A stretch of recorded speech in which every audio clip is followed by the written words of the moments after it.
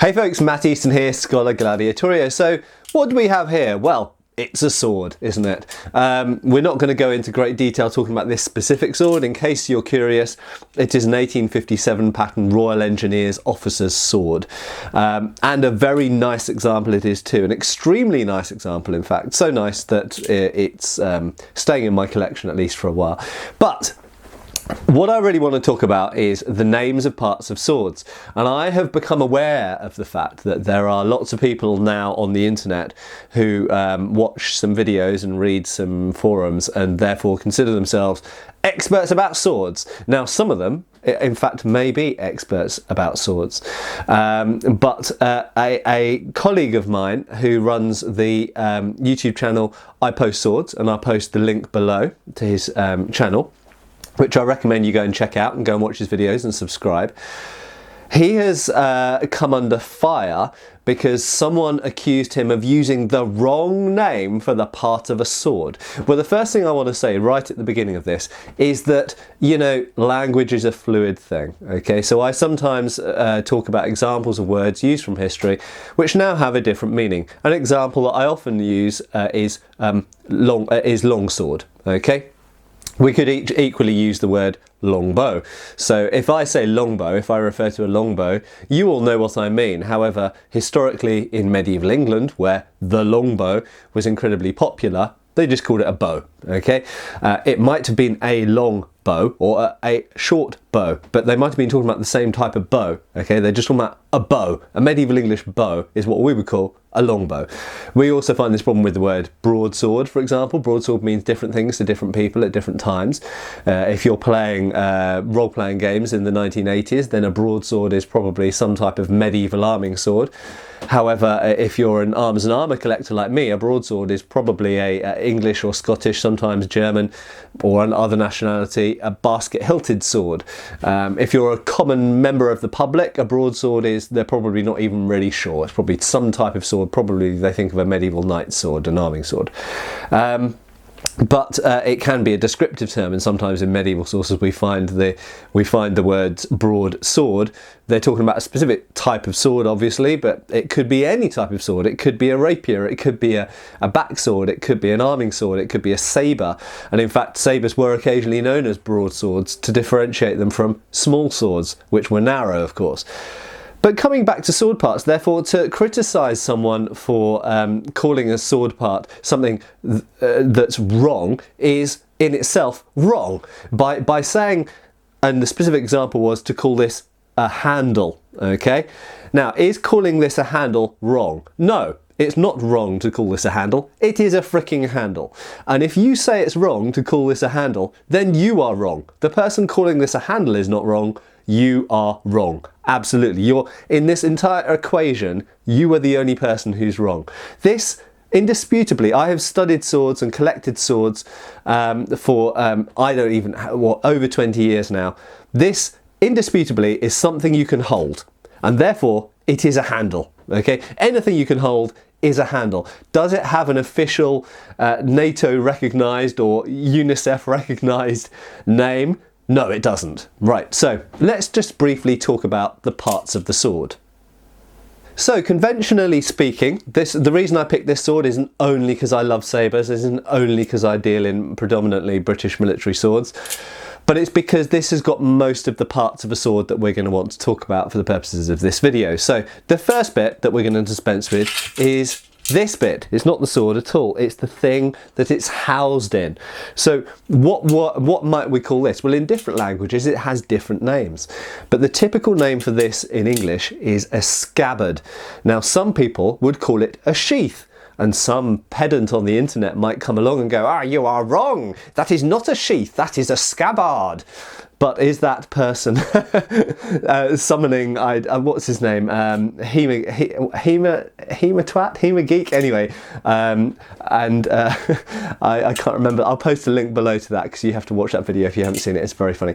But if this person says, it is a scabbard, it is not a sheath, are they correct? No, not really. A sheath is just something that you put something else in, okay? You can call a condom a sheath, let's face it, okay? A sheath is anything that sheaths something else.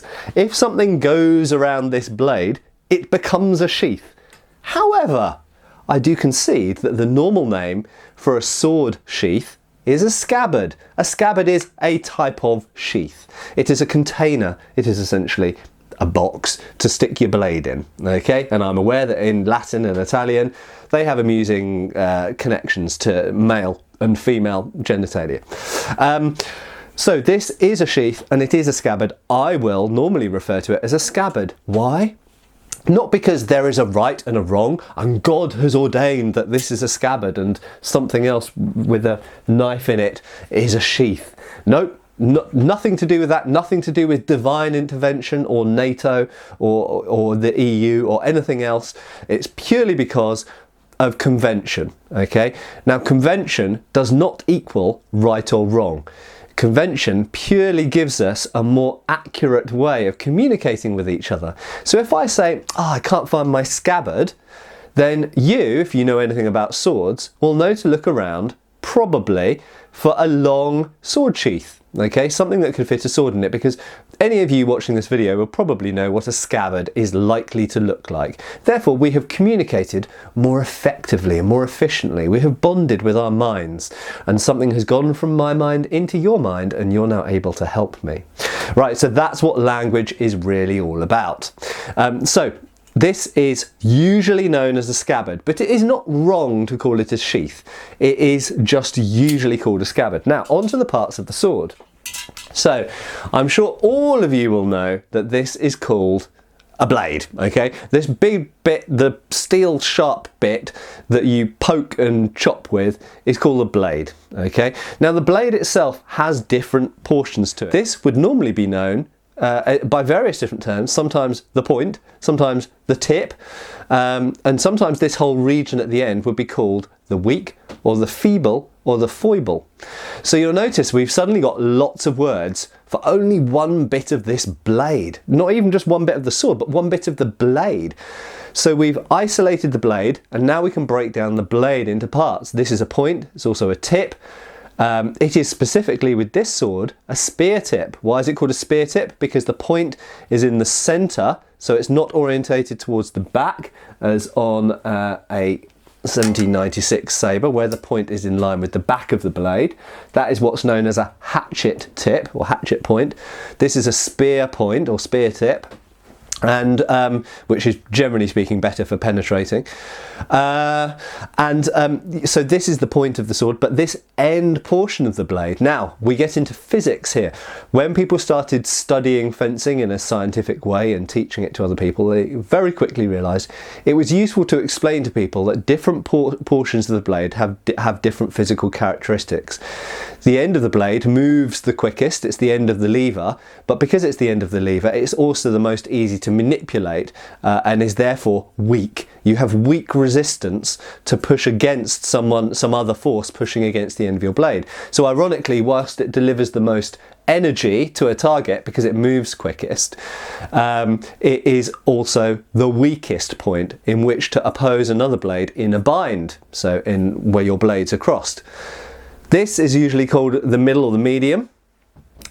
Some fencing treatises divide the sword up into many parts. I generally just divide it into 3 because for most purposes that works.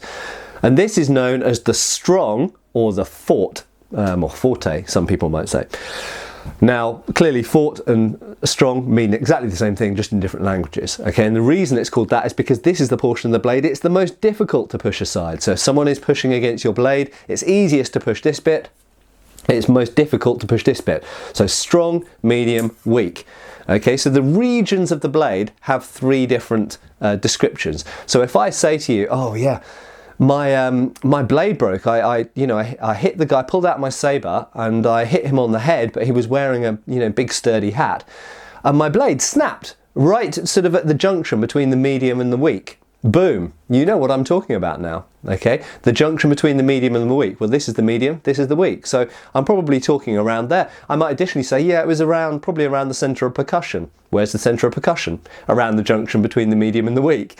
Okay, the centre of percussion is usually about 2/3, 3/4 of the way up the blade on most swords.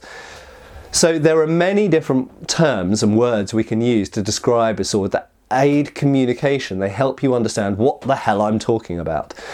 Next up, there might be things on the blade, in the blade, such as the fuller or the blood groove. Now, is someone who calls the fuller, that is the scoop, the groove, the hollow down there, is someone who calls it a blood groove wrong? That's a more tricky one. I would say in the purest sense, they're not wrong because they're communicating, okay? If someone says to me, oh, you've got really nice decoration in your blood groove, first of all, I'll think, you're weirdo, and then I'll think, okay, I understand what you're talking about. So they have communicated with me. So in the purest sense, someone calling that a blood groove is wrong. They are wrong. I won't go around that point. They are wrong, but they have still succeeded in communicating to me what they are talking about. The correct term for this part is usually a fuller. However, that's not the only correct name for it. And so anybody who says, that is the correct name is a fuller and you can only call it a fuller, no, that's wrong, okay? If you look in period sources, you find me any reference from the medieval period, or I think pretty much all of what we call the Renaissance, referring to a fuller in a blade. Can't find it, okay? What do they call it? Groove. So ironically, the person calling it a blood groove for that period is 50% closer, I don't know if that adds up mathematically, but they're, let's say 50% closer to being accurate for that period than the person who calls it a fuller. Because no medieval person would have called that a fuller. They would have called it a groove or some other similar word. Because it's about communication and a person would know exactly what that means. If they go, oh yeah, I'd like to buy, they wouldn't say I'd like to buy an Oakshott Type 17 longsword, please, with a 37-inch blade. A medieval person would be like, what? Instead, you would say, I would like to buy a sword with a two-handed grip and a groove in the middle of the blade, please. There we go, boom. And I want it to have a pointy blade, a tapered blade, whatever. So you can be specific using what we call plain English, okay? That is using normal words, non-technical jargon. Right, so let's move off the blade for a second. Oh, there's one final bit, the ricasso, okay? Ricasso is a funny word because ricasso, again, is another word we don't see until really quite late. So it's not that someone in the 16th century didn't know what a ricasso was or know how to describe a ricasso, but they didn't call it a ricasso. They had some other word for it. I don't even know what, I think they called it the shoulder or something like that. And when you look at books on fencing, occasionally they refer to specific bits of the sword, particularly in 19th century sources. And very often the words they use are different to the words we use now.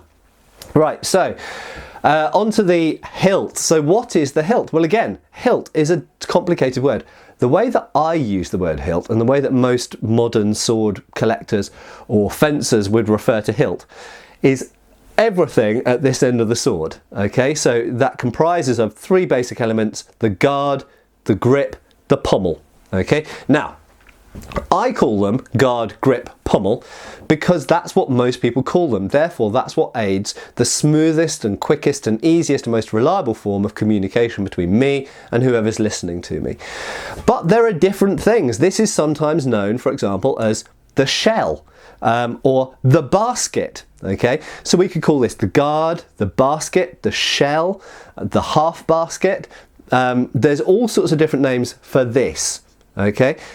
Equally, if it was a medieval sword with a crossguard, we would commonly refer to quillons, which comes from the French quillon, but there's no evidence at all that I'm aware of that the word quillon was ever used in the Middle Ages and wasn't used till quite late, okay? So what did they call it? They just called it the guard, or sometimes the cross, okay?